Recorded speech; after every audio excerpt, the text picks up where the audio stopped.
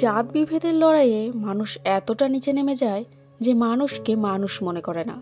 নীলেশের সাথেও এমনটাই হয়। যখন সময় আসে লড়ার বা মরার, তখন লড়াইটাকেই বেছে নিতে হয় সব সময়। কিন্তু এই মুভিতে নীলেশ কী করবে, কোনটাকে বেছে নেবে, সেটাই দেখব আমরা। নতুন রিলিজ হওয়া এই মুভির নাম ধাড়াক 2। মুভির শুরুতেই একটা কাপলকে দেখানো হয়। দুজনা রুমের ভেতর গল্প করছিল। মেয়েটা চলে যাওয়ার পর একটা বয়স্ক ডেলিভারি লোক কিছু অর্ডার নিয়ে আসে ছেলেটার জন্য।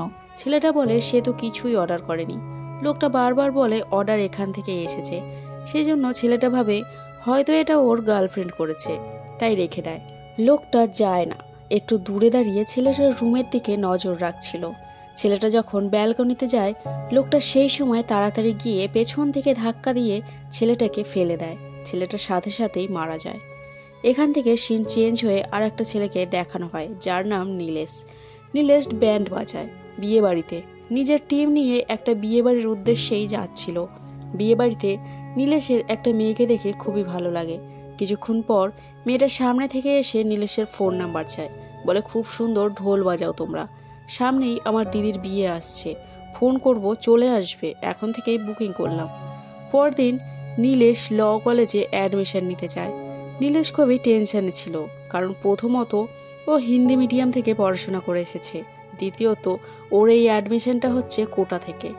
ভেতরে গিয়ে নীলেশ মুখস্থ করে রাখা নিজের পরিচয়টা ইংলিশেই বলে।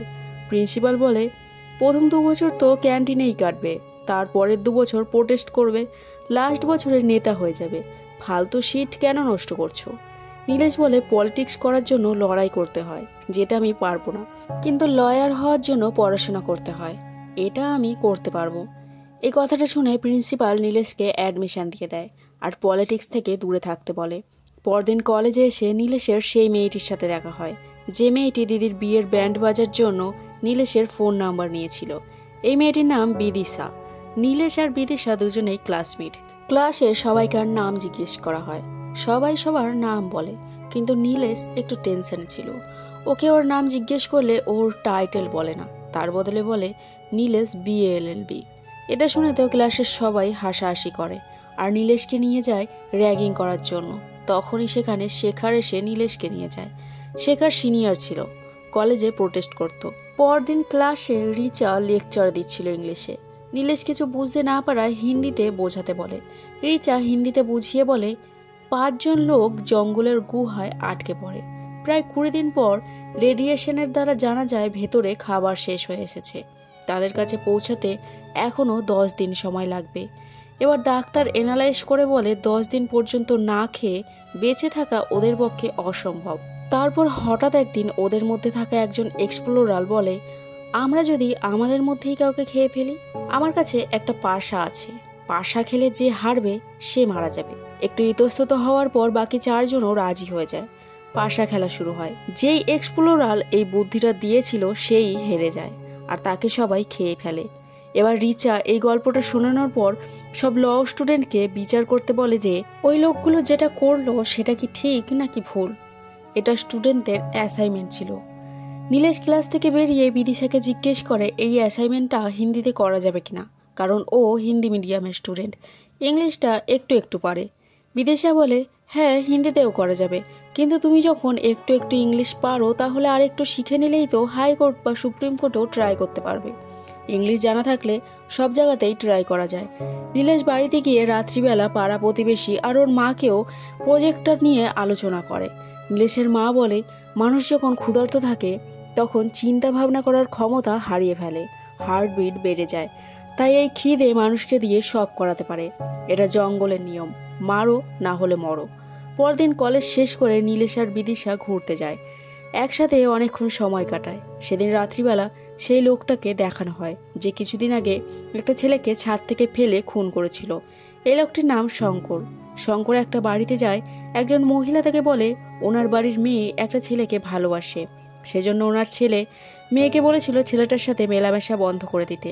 কথা বলতে বলতে একটু হাতাহাতি হয়ে যায়, ছেলেটা একটু ধাক্কা দেয় আর মেয়েটা দেওয়ালে মাথায় ধাক্কা খেয়ে মারা যায়। এরা ছিল সমাজের সম্মানীয় মানুষ। যদি বাইরে জানাজানি হয় যে ছেলের হাতে মেয়ে খুন হয়েছে তাহলে ওদের মান সম্মান থাকবে না। সেজন্য এই লোকটাকে ডাকে ব্যাপারটা সামলানোর জন্য। লোকটা মেয়েটাকে ঘরে নিয়ে গিয়ে গলায় দড়ি বেঁধে ফাঁসি লাগিয়ে দেয়। ফাঁসি দেওয়ার আগে মেয়েটার জ্ঞান ফিরেছিল। মেয়েটা আগে মারা যায়নি, অজ্ঞান হয়ে গেছিল। মেয়েটা মারা যাওয়ার পর বাড়ির লোক সবাইকে বলে পড়াশোনার চাপের কারণে মেয়েটা সুইসাইড করেছে। পরদিন ক্লাসে প্রফেসর ইংলিশে ক্লাস নিচ্ছিল। নীলেশ কিছু বুঝতে পারে না। পাশের বন্ধুটার কথায় খাতায় শুধু গোল গোল লিখতে থাকে। প্রফেসর এসে খাতা চেক করে নীলেশকে ইনসাল্ট করে বলে নীলেশ ফ্রি শিট পেয়ে সেটা নষ্ট করছে। কথাটা শুনে নীলেশের খুবই রাগ ওঠে। আশেপাশে কিছু স্টুডেন্টের খাতা নিয়ে প্রফেসরকে দেখিয়ে বলে, স্যার আমি একা না, আপনার পড়া কেউই বুঝতে পারছে না। প্রফেসর নীলেশকে ক্লাস থেকে বের করে দেয়। ক্লাস থেকে বেরিয়ে নীলেশ ওর পছন্দের একটা জায়গায় গিয়ে চুপচাপ বসে থাকে। বিদিশাও সেখানে পৌঁছায় নীলেশকে খুঁজতে খুঁজতে। নীলেশ বিদিশাকে বলে, যেখানেই যাই না কেন সবাই বলে এটা আমার জায়গা না, জানি না আমার জায়গা আসলে কোনটা। নীলেশ বীরজুর কথা বলে। বীরজু একটা কুকুর বাচ্চা নীলেশের সাথে ছোটবেলা থেকেই থাকে। দুজনেই দুজনকে খুব ভালোবাসতো। একদিন নীলেশ বন্ধুদের সাথে বীরজুকে নিয়ে রেল লাইনের পাশের একটা পুকুর পাড়ে বসেছিল। পুকুরের ওই পারে তিনটে ছেলে এসে ইচ্ছে করেই নীলেশদের সাথে ঝামেলা করে। নীলেশ ওর বন্ধুদের নিয়ে চুপচাপ সেখান থেকে চলে আসে, কিন্তু ওরা বীরজুকে খুঁজে পায় না। অনেক ডাকাডাকির পর দেখে বীরজুকে ওই ছেলেগুলো রেল লাইনের ওপর দড়ি দিয়ে বেঁধে রেখেছে। ট্রেন চলে আসে আর বীরজু মারা যায়। নীলেশ অনেক চেষ্টা করেও বীরজুকে বাঁচাতে পারে না। চোখের সামনেই বীরজু মারা যায়।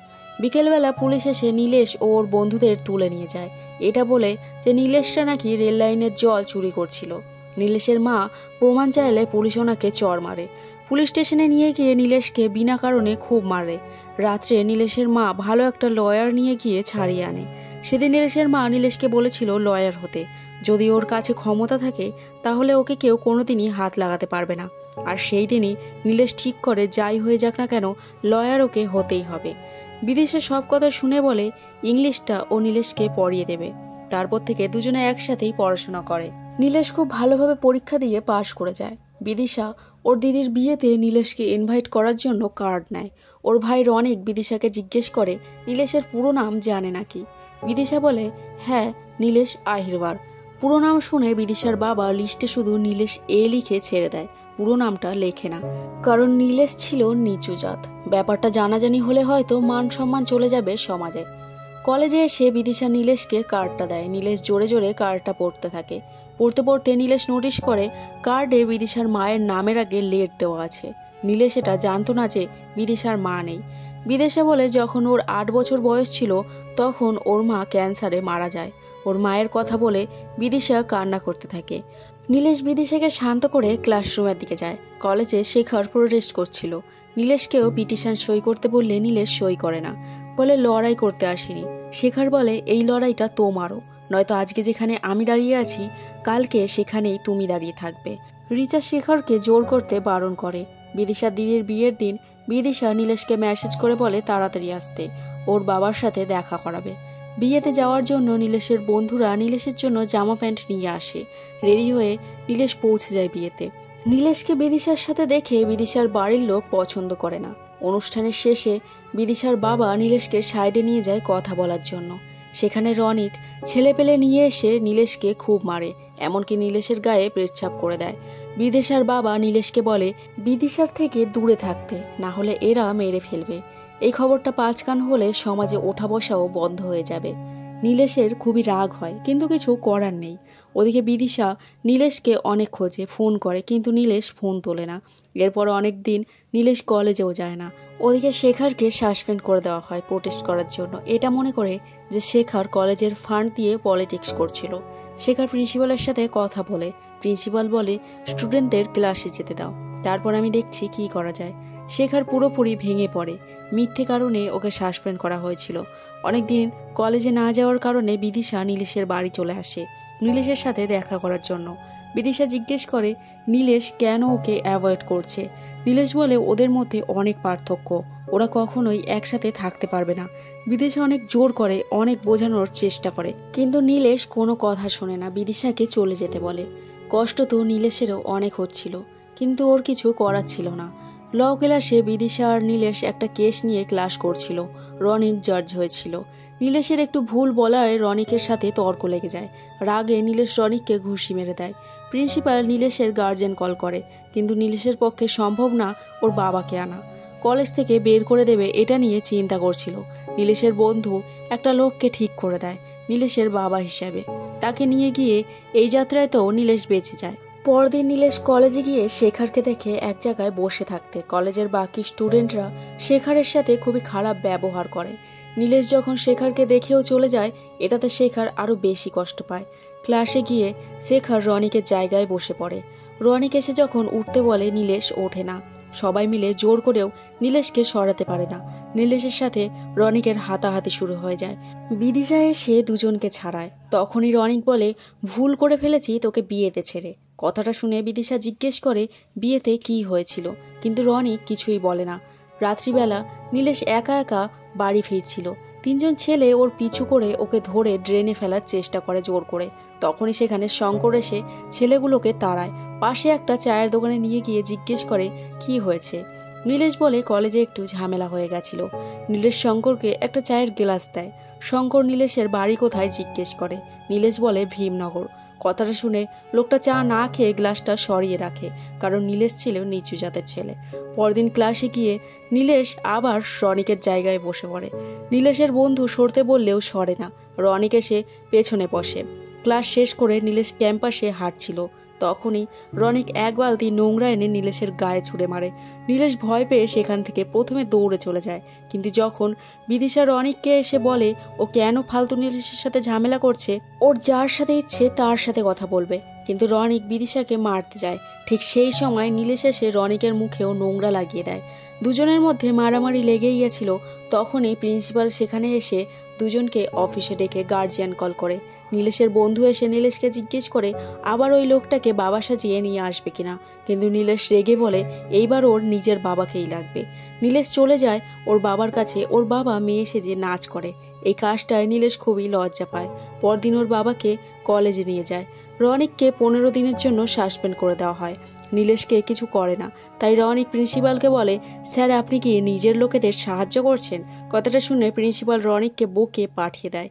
নীলেশের বাবা প্রিন্সিপালকে বলে, স্যার আমি আগেই বলেছিলাম এরা তোকে কলেজে পড়তে দেবে না, কিন্তু এ কথা শোনেনি, সব কিছু বদলাতে যাচ্ছিল, কিন্তু স্যার ও যখন বলেছে ও নিশ্চয়ই সব বদলাতে পারবে, ওকে একটা সুযোগ দিন লাস্ট বারের জন্য। প্রিন্সিপাল রাজি হয়। নীলেশের বাবাকে বাইরে পাঠিয়ে নীলেশকে দাঁড়াতে বলে। প্রিন্সিপাল নীলেশকে জিজ্ঞেস করে, তুমি কি লজ্জা পাও তোমার বাবার জন্য? নীলেশ বলে, বাবাকে না, বাবার কাজে লজ্জা পাই। প্রিন্সিপাল বলে, না, আসলে তুমি তোমার পরিচয়ে লজ্জা পাও। আসলে এটা এতটাও সহজ না, আমার ক্ষেত্রেও ছিল না। যারা একসময় আমাকে অপমান করতো, মারতো, আজকে তারাই আমার সামনে মাথা নিচু করে নিজেদের বাচ্চার জন্য অ্যাডমিশন চাইতে আসে। আমি বলেছিলাম পলিটিক্সে কখনো পড়বে না, কিন্তু যদি সময় আসে মরার অথবা লড়ার, তাহলে লড়বে। এর মধ্যে ওদিকে রনিক ছেলে পেলে নিয়ে নীলেশের বাবাকে জামা প্যান্ট খুলে খুবই অপমান করে। নীলেশ প্রিন্সিপাল রুম থেকে বেরিয়ে ওর বাবার কাছে গেলে সবাই পালিয়ে যায়। বিদিশা বাড়িতে এই ব্যাপারটা নিয়ে রনিকের সাথে ঝামেলা করে। রনিক ওর বাবা কাকাকে বলে, আমাদের মান সম্মান চলে যাবে যদি বিদিশা ওই ছেলেটার সাথে কথা বলে। অনেক ঝামেলা করার পর বিদিশা রুমে চলে যায়। বিদিশার কাকা বিদিশার বাবাকে বলে, দোষ আমাদের মেয়ের মধ্যে, আমাদের মেয়েকে তো আর আমরা মারতে পারবো না, কিন্তু ছেলেটা তো আমাদের না, চাইলে তো ওকে আমরা মারতেই পারি। ওদিকে নীলেশ রাগে রনিককে মারার জন্য বাড়ি থেকে বেরোতেই যাচ্ছিল, কিন্তু ওর মা আটকে নেয়। ওর বাবা ওকে বুঝিয়ে বলে, সব থেকে কঠিন কাজ হলো লড়াই করা, কোনো হাতিয়ার দিয়ে মারামারি করাটাকে লড়াই বলে না। তোর লজ্জা হয় আমার নাচতে, তাই না? কিন্তু আমি নাচতে ভালোবাসি, তাই নাচি, আর এটার জন্য আমি লড়েছি। তুই কার জন্য লড়ছিস? পরদিন কলেজ গিয়ে নীলেশ শেখারকে খোঁজে। কোথাও খুঁজে না পেয়ে রুমে যায় দেখতে, আর সেখানে গিয়ে দেখে শেখার সুইসাইড করেছে। নীলেশ অনেক কষ্ট পায়, অনেক কান্না করে। এই জাতের লড়াইয়ে নীলেশ আজকে ওর পছন্দের বীরজু আর শেখারদাকে হারালো। নীলেশ শেষবারের জন্য বিদিশার সাথে দেখা করে, বলে, যদি আমাকে ভালোবাসো তাহলে আমার থেকে দূরে থাকো, এরা কেউ আমাদের একসাথে থাকতে দেবে না। তুমি যতটা সহজ ভাবছো ততটা সহজ কিছুই না।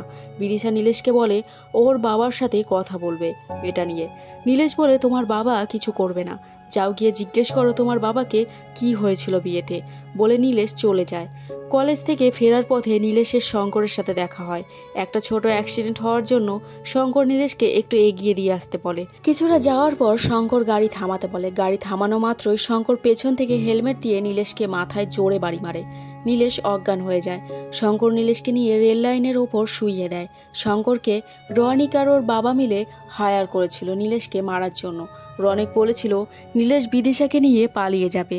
আমরা অনেক বুঝিয়েছি, তাও বোঝে না। এরা নিচু জাতের মানুষ, সবসময় আমাদের সাথে উঠতে বসতে চায়। রনিক লোকটাকে টাকা দিতে চাইলে লোকটা বলে আমি ক্রিমিনাল নই, সমাজকে পাপ মুক্ত করছি, অনেক পুণ্যর কাজ, আজ পর্যন্ত কোনো সমস্যা হয়নি।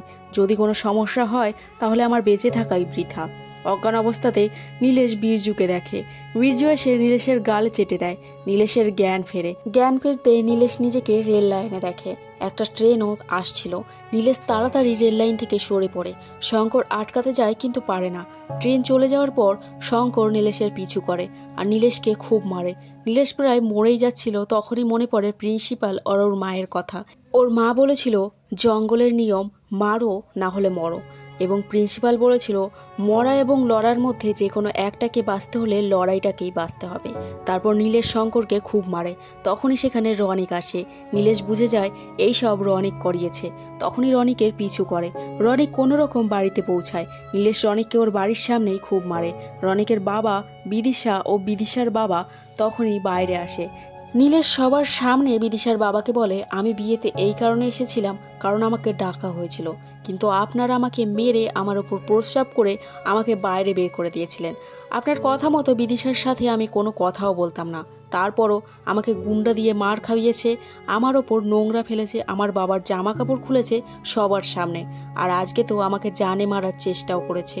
আমি গ্রামে জন্মেছি, সেখানে রাস্তা, জল, হাওয়া, এমনকি আমাদের জীবনটাও আমাদের ছিল না। বাঁচার জন্য আমরা শহরে চলে আসি। ভেবেছিলাম সব পাল্টে যাবে, কিন্তু কিছুই পাল্টায়নি। এখানে শুধু রাস্তা, বাড়িঘরটাই বড়, কিন্তু মানুষের চিন্তাভাবনা খুবই ছোট।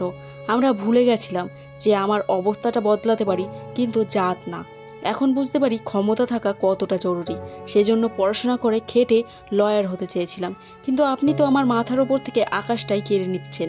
আপনারা মনে করেন আমরা নোংরা, আপনারা পরিষ্কার, কিন্তু নোংরা তো আপনারা, যারা মানুষকে মানুষ মনে করেন না।